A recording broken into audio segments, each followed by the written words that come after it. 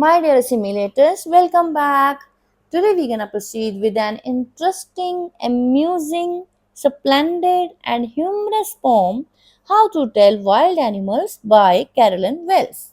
My dear, wild animals को हम कैसे पहचाने by Carolyn Wells. And my dear, why have I given some special adjectives to this poem like splendid and humorous? First of all, let's take the example of humour. बेटा जी ये poem हमें humour देती है. कैसे? बेटा जी simple फंडा पोएटिस्ट ने हमें बताया है वाइल्ड एनिमल्स को रिकॉग्नाइज करने का. Very simple. What is that? अगर हम बेटा जी wild animals suppose 3 are there, lion specially and leopard and tiger, others are also there, but especially if we will take only these three, so how would we recognize कि which one is leopard and that is है ना lion, which one is lion, like that. तो इसके लिए simple सा rule है, हमें पहले जंगल में जाना पड़ेगा और अपने आप को इनके आगे रखना पड़ेगा as a prey. Okay, and then हमें मरना पड़ेगा. ओके, फिर हम इन्हें इजीली पहचान सकते हैं कि लायन कौन सा है, टाइगर कौन सा है, लेपर्ड कौन सा है. बेटा आप बोल रहे होंगे कि ये मैम क्या बोल रहे हैं. एक्चुअली बेटे I am not saying this thing, I am just reading the pome in the second stanza gives the same explanation. See the बेटा जी 3 last lines of the second stanza first of all, then we will proceed with the first one. जी Putu ji, just notice if he eats you. आप जरा notice करना अगर वो आपको खा जाता है तो दिस सिंपल रूल.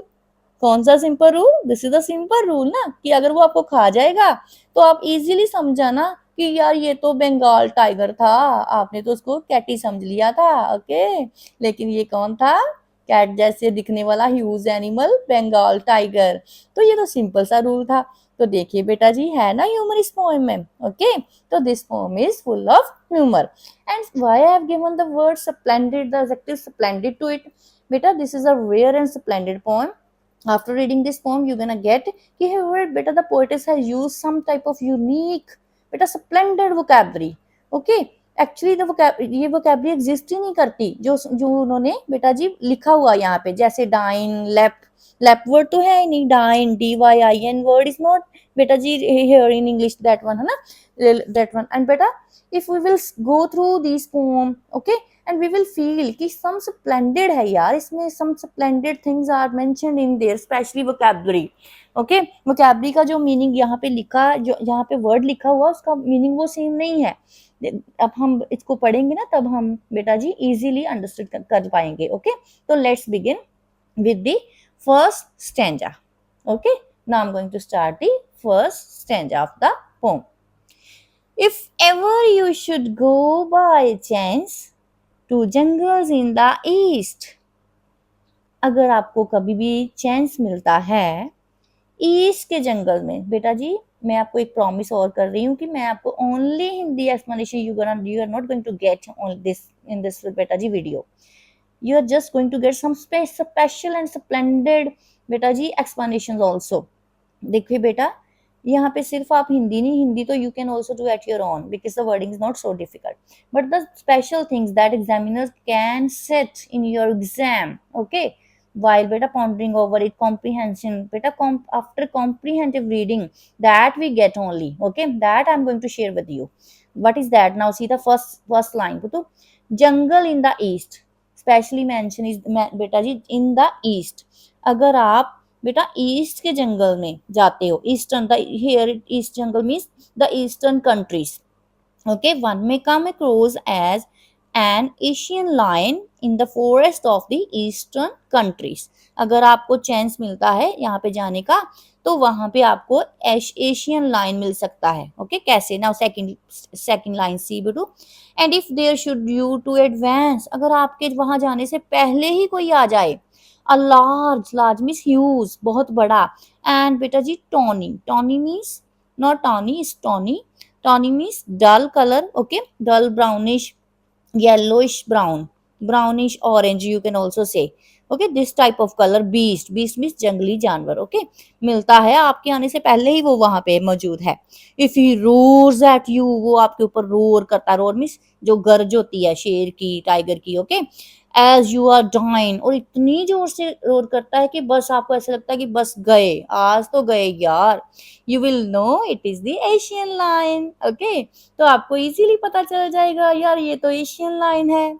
बेटा है ना ह्यूमर इस पोएम में। ओके, कि उसको पहचानने के लिए हमें पहले क्या करना पड़ेगा, पहले हमें जंगल में जाना पड़ेगा, और अगर ये हम पर रोर करे, हमको मारने लगे, तो समझ जाना ये एशियन लायन है। Okay, now the second stanza. Next बेटा जी, or if sometime when roaming about means strolling here and there without any purpose, just for the function. Okay, roaming around, moving here and there. तो बेटा जी, if roaming here and there round, okay, roaming round, a noble wild beast reaches you. Now Puttu, here I would definitely go with the splendid vocab. What is that here? That is the noble. Actually Puttu ji, noble, you know what do you mean by noble? Noble तो somewhere बेटा जी शरीफ सा, भला मानस सा, सेल्फनेस person है ना, कि बड़ा अच्छा ही high moral qualities with like generosity, dignity, selflessness, like that, है ना, that type of person. But बेटा here noble doesn't mean that. Okay, we can't take in that sense. Actually noble here means something else. So it's very important splendid vocab here, as I have promised you earlier कि मैं आपको simple translation नहीं देने वाली हूँ, मैं आपको some special splendid vocab देने वाली हूँ. वो नोबल वर्ड बेटा हेयर जो पोइट ने यूज किया है, एक्चुअली उसका मतलब बेटा वो शरीफ वाला नहीं है. ये एक्चुअली बेटा जी रेफर करता है किंग लाइक स्टाइल को, प्रिंसली, ओके, खानदानी रईसों के स्टाइल को, नवाब के स्टाइल को.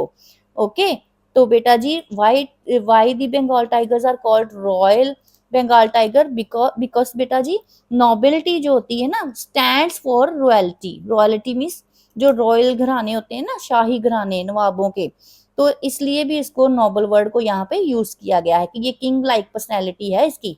ये वाइल्ड बीस्ट है, ग्रीट्स यू, ये हमें ग्रीट्स करता है. ग्रीट्स तो वेलकम करना, एड्रेस करना. ओके, जो हमारे सामने आके हमें ग्रीट करता है, ठीक है, वेलकम करता है या एड्रेस करता है. तो एक्चुअली नोबल को हमने शरीफ नहीं समझना है. टाइगर तो बेटा शरीफ हो ही नहीं सकता, वो तो एक ब्रूटल किस्म का पर्सन है. ओके, जो बेटा जी नोबल बिल्कुल नहीं हो सकता, हार्मफुल है पूरा. ओके, बीस्ट ऑफ प्रे है, they will kill anybody for food, किसी को भी खा सकते हैं ये tigers. Okay, with black stripes on a yellow ground. No, yellow ground, here ground का मतलब स्किन है. ग्राउंड का मतलब क्या है? ग्राउंड का मतलब ग्राउंड नहीं है जो जमीन वाली, इसका मतलब उसकी स्किन. उसके ऊपर क्या है? ब्लैक कलर की स्ट्राइप्स हैं, धारियां हैं, येलो स्किन उसकी ग्राउंड के ऊपर, ग्राउंड मीन्स उसकी स्किन के ऊपर. Just notice if he eats you, और अगर आप नोटिस करें कि अगर वो आपको खा जाता है ना, पूरा समझ लो कि वो आपके ऊपर बस आ गया है और उसने आपको पकड़ लिया है और आपको खा रहा है, तो this is the simple rule. तो ये एक सिंपल सा रूल है बेटा, that might help you to learn. Easily आप लर्न कर लोगे उस टाइम जब वो आपको खा रहा होगा कि the Bengal tiger to discern. Discern means identify, कि यार मैंने तो इसको आइडेंटिफाई कर लिया है, ये तो बंगाल टाइगर है. Okay, identify, make out, डिसन.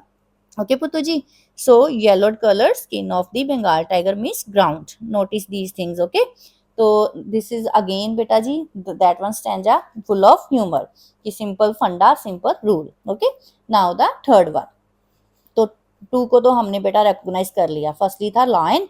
Lion कहाँ था? ईस्ट के जंगल में. और क्या था उसकी स्पेशलिटी, क्या है यहाँ पे उसका क्या फीचर बताया गया है? Large and toning. Okay, and second one था जो रोमिंग, जो black stripes and yellow ground है, और नोबल है. Noble means not that one शरीफ one, noble means that one, हाँ, royal one. Okay, thing like princely, like that, restored families one, like that.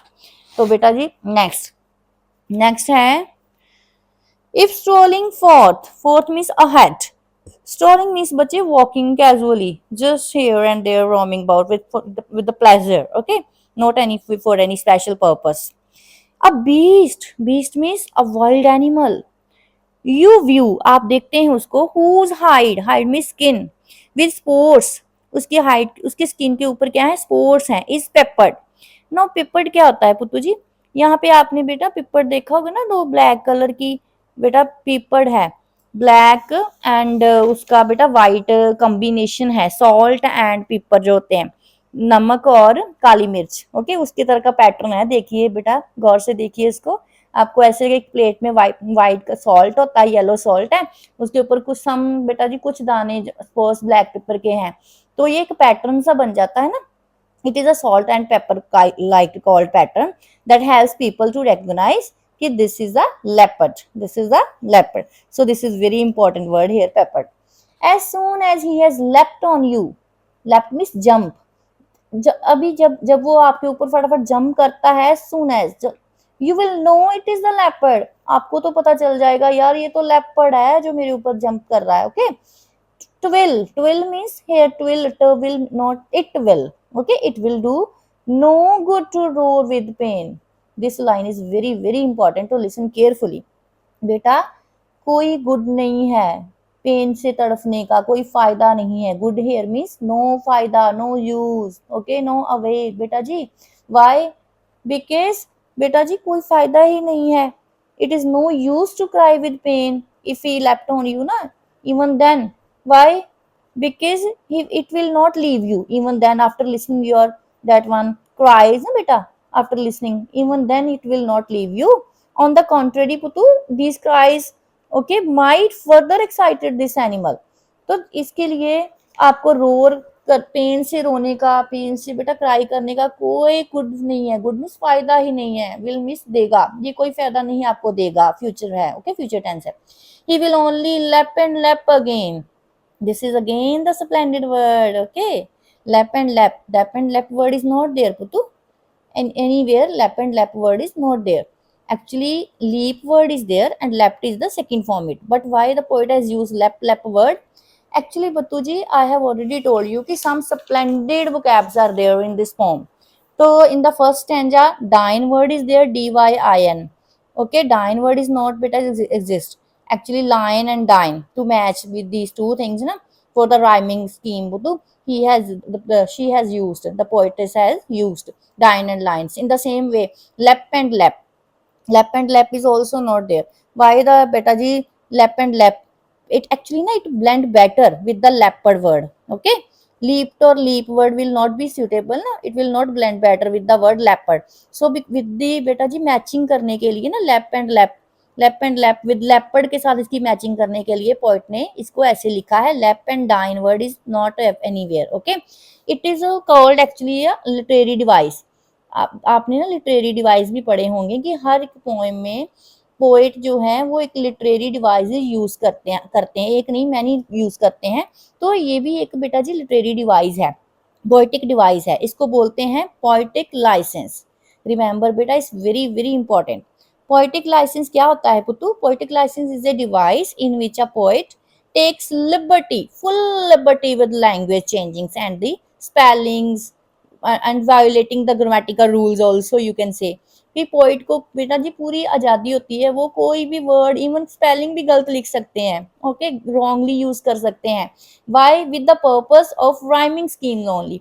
And बेटा जी rhythms emphasises like that है ना, give बेटा जी just to give the blend. Okay, कि उसको राइमिंग स्कीम के साथ मैच करने के लिए ना कोई भी पोइट है वो बेटा जी कुछ भी लिख सकते हैं. सपोज की चैंस वर्ड है, चैंस की जगह पे वो ओनली चेन लिख सकते हैं अगर उनकी मैचिंग नहीं हो रही है. Okay, like that. तो this is a poetic licence. Now have you understood कि he will only lap and lap again. वो आपके ऊपर कूद ही जाएगा, वो आपको छोड़ेगा नहीं. Okay, understand? कोई फायदा ही नहीं है उसके आगे बेटा जी रोने धोने का. तो ये है लेपर्ड की बेटा जी पहचान. नेक्स्ट है पुत्तू जी, if you are walking around your yard here means courtyard. कि अगर आप अपने courtyard में हैं, walking around कर रहे हैं, you meet a creature there. बेटा आप वहां पे एक creature को मिल सकते हो. ओके, और वो creature कौन सा है पुत्तू जी? that is a bear. okay, who hugs you very very hard. जो आपको ना hug करता है.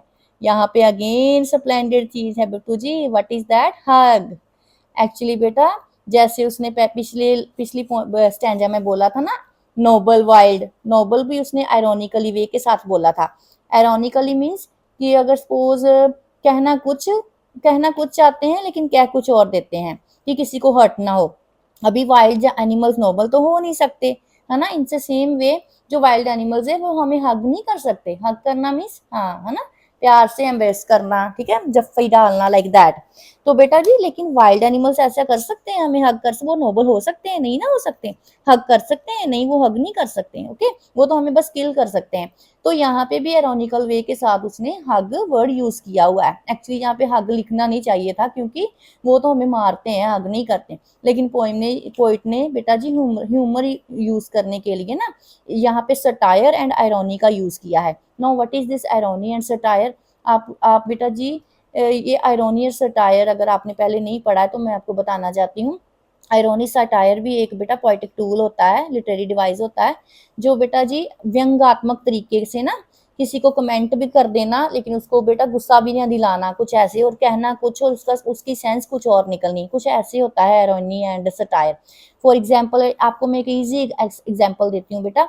अगर सपोज आपकी हैंड राइटिंग बहुत ही ज्यादा गंदी है और टीचर आपको ना प्यार करते हैं, लेकिन टीचर आपको ना थोड़ा हर्ट डिसहर्टेड नहीं फील करना कराना चाहते, तो वो क्या बोलेंगी, अरे डियर देखो यार तूने तो डॉक्टरों जैसी हैंड राइटिंग कर दी है। तो जो डॉक्टरों जैसी हैंड राइटिंग वर्ड है वो एक आयरोनिकल वे के साथ बोला गया होता है, ये आपको समझ भी आ जाए और पिंच भी ना हो समवेयर, लेकिन एक्चुअली आपको लगे कि मेरी हैंडराइटिंग डॉक्टर के जैसी है, वाओ मैं डॉक्टर बन चुकी हूँ ना, मेरी टीचर ने मुझे डॉक्टर के साथ कंपेयर किया है। अरे नहीं लल्लू, डॉक्टर के साथ कंपेयर नहीं किया, एक्चुअली बेटा जी आपकी हैंडराइटिंग इतनी गंदी है, वो हैंडराइटिंग की बात कर रहे हैं, डॉक्टर की बात नहीं कर रहे हैं यहाँ पे। ओके, तो इसीलिए बेटा सेम वे वो हग करता है, हग एंड नोबल वर्ड इस फॉर्म में आए हैं। Not only hug and noble, one more word is there, that is caress, that I will later on explain.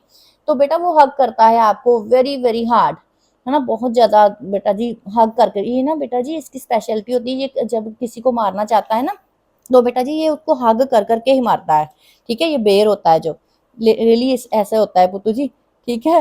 हाँ, तो नेक्स्ट पुतू जी, नेक्स्ट है टाइट हग देता है, be sure it is a bear. Okay, strong tight hug देता है, ठीक है। तो बेटा जी फिर ये कौन हो गया, ये हो गया हमारा बेर, yes. If you have any doubts, हाँ बेटा जी अगर फिर भी आपको कोई डाउट है, अच्छा जी फिर भी आपको कोई डाउट है तो फिर वो क्या है नेक्स्ट, आई गेस मैं गेस करता हूँ, he will give you just one more Cyrus.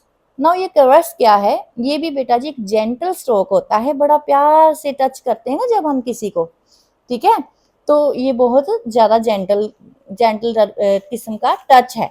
लेकिन ये भी बेटा जी उन्होंने आयरोनिकल वे के साथ आयरोनी के साथ लिखा हुआ है, हग्स एंड कैरस, ये तो हम अपने लविंग वंस को करते हैं, ठीक है। The bear has its own strategy actually बेटा of killing a person, by Puttu ji कैसे, by grasping the victim tightly and choking him hard to death. Therefore, Putu, it hugs a person very hard and cares for बेटा actually cares मतलब actually यहाँ पे जो केयरस है वो है स्लैप और sweat of the beer.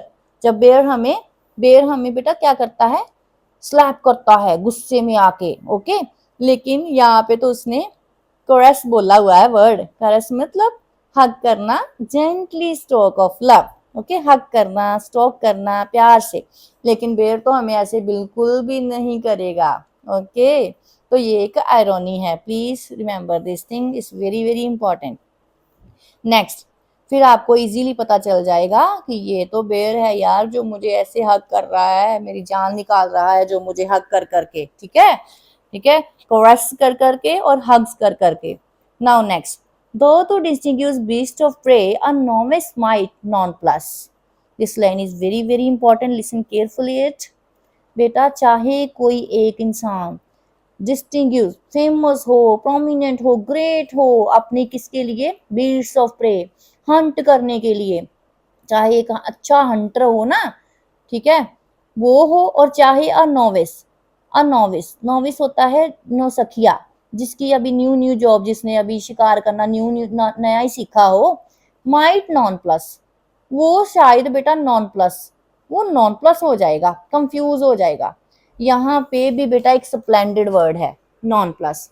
Actually यहाँ पे माइट के साथ फर्स्ट फॉर्म नहीं आनी थी, यहाँ पे बी वर्ड आना था, might be non plussed, passive बेटा जी यहाँ पे लगेगा कि वो might be non plussed.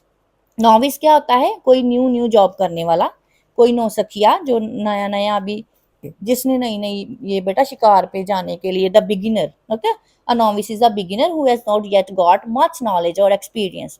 A novice lack of knowledge और his inability to differentiate between a hyena and crocodile is actually बेटा जी explained here, okay, given here। तो दिस बेटा जी जो इसकी उसकी इनएबिलिटी होती है ना to differentiate between a hyena and crocodile might leave him और हर कंफ्यूज्ड और नॉन प्लस्ड। ये यहाँ पे नॉन प्लस वर्ड ग्रामेटिकल बेटा जी वे के साथ करेक्ट नहीं है, ओके। यहाँ पे एरर है, यहाँ पे might be nonplussed ED should be, okay, must be there. But again आपको पता ही है, मैंने आपको ऑलरेडी पीछे बता दिया ओके, ये क्या है, ये एक पोइटिक क्या है बुतू जी, टूल है, ठीक है, जो वो बोल यूज कर सकते हैं पोइट्स। नाउ बेटा अगर कोई नौसिखिया नॉन प्लस हो जाए, कंफ्यूज हो जाए दो दो पर्सन दो बेटा वाइल्ड एनिमल्स को देख के, कौन से हैं वो, द क्रोकोडाइल एंड हाइना। इसके लिए भी इजी बेटा जी रिकॉग्निशन है, वो क्या है, crocodile you always may tell from the hyena, thus thus होता है इस प्रकार से।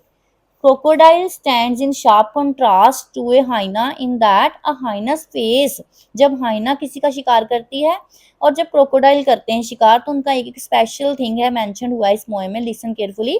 The crocodile you always may tell from the hyena, thus hyena come with merry smiles, but if they weep they are crocodile, you know ना very well। बुतू जी crocodiles tears, you have listen this idioms कि crocodile जब शिकार करते हैं तो वो क्या करते हैं, शेड द टीयर्स, बट जब हाइना कोई शिकार करती है तो ऐसे लगता है कि उसके फेस पे एक स्माइल है, ओके। ये भी बेटा जी एक पोइटिक लाइसेंस ही उन्होंने यूज किया है नॉन प्लस वर्ड का, ये भी मैंने आपको बता दिया है यहाँ पे। बेटा जी यहाँ पे ना वन मोर इम्पोर्टेंट थिंग है कि जब हम हाइना में और क्रोकोडाइल में अच्छी तरह डिफ्रेंशिएशन नहीं कर पाते कि ये हाइना है और ये क्रोकोडाइल है और कौन सा है, तो वेरी इजी एक्सप्लेनेशन है, hyena while gobbling its prey seems to be smiling, ऐसे लगता है कि बड़ा स्माइल दे रही है। ऑन द कंट्रेरी पुतू a crocodile sheds tears profusely, crocodile हमेशा टीयर्स करते हैं, है ना, टीयर्स बेटा जी शेड करते हैं। The smiling and the weeping face will make it certain, okay, that the animals are a hyena and the crocodile respectively। The poet continues the humorous tone actually पुतू, as the hyenas never smile happily, don't feel कि हाइना जब भी आती है वो happily ही आती है यार, जो हमें मारने के लिए आया है वो हैप्पीली, हम उसको कैसे बोल सकते हैं कि ये हैप्पीली हमारे पास आया है। And nor are the tears of crocodiles genuine, and you know जो क्रोकोडाइल्स के जो टीयर्स होते हैं वो भी जेन्युइन ही होते हैं, ये बस जो पोएट है एक्चुअली ये ऐसे ऐसे वर्ड्स यूज करके हमें बस हंसी मजाक में थोड़ा सा डाल के और हमें डिफ्रेंशिएशन भी बता रहे हैं साथ में और साथ में हमें ह्यूमर भी फील करा रहे हैं। तो ये तो हो गया क्रोकोडाइल का कि वो टीयर्स के साथ आते हैं और हाइना का कि वो स्माइल के साथ आती है, okay. Now next the true chameleon. Now chameleon क्या है बुतू, ये जो कमीलियन है ये आपको आई थिंक क्या बोलते हैं इसको पंजाबी में हिंदी में, हाँ वो होता है जो रंग बदलने वाला है ना जानवर, गिरगट, like that. The true chameleon is small, ये छोटा सा होता है वो तो लिजर्ड के जैसा होता है, lizard sort of thing, lizard के जैसे दिखने वाला। He hasn't any years at all, बस इसकी स्पेशलिटी यहाँ पे क्या हो कि इसके ईयर्स नहीं है, ये देखो आप पिक्चर भी है साथ में, and not a single wing, और इसका कोई विंग भी नहीं है। If there is nothing on the tree, this is the special line, my dear. Tis means it. It is the chameleon you see. यही है बेटा स्पेशल लाइन इस पूरे स्टैंजा में कि अगर आपने ट्री पे, कोई ट्री है सपोज, आपने ट्री को देखा उसमें कुछ भी नहीं है, आपको कुछ भी नजर नहीं आ रहा, तो फिर भी आप ना कुछ चीज ऐसे लगता है एकदम से कुछ मूव किया अचानक से, है ना, तो ये पुतु क्या है, ये ना एक पोएटिक डिवाइस है, इसको पोएटिक डिवाइस भी कहते हैं, आपने अच्छी तरह देखना भी, बिकॉज जो कमीलियन होते हैं किसी भी चीज पे चढ़ जाते हैं ना अगर वॉल पे, तो उसका कलर सेम वॉल जैसा हो जाता है।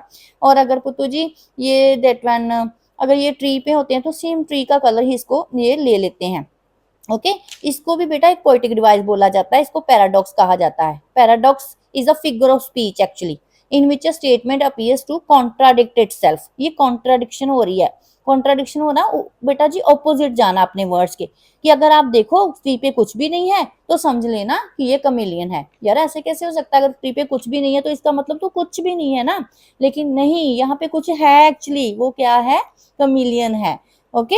तो बेटा जी ये कॉन्ट्राडिक्शन है जो इसको बेटा जी पोइटिक डिवाइस हम कह सकते हैं।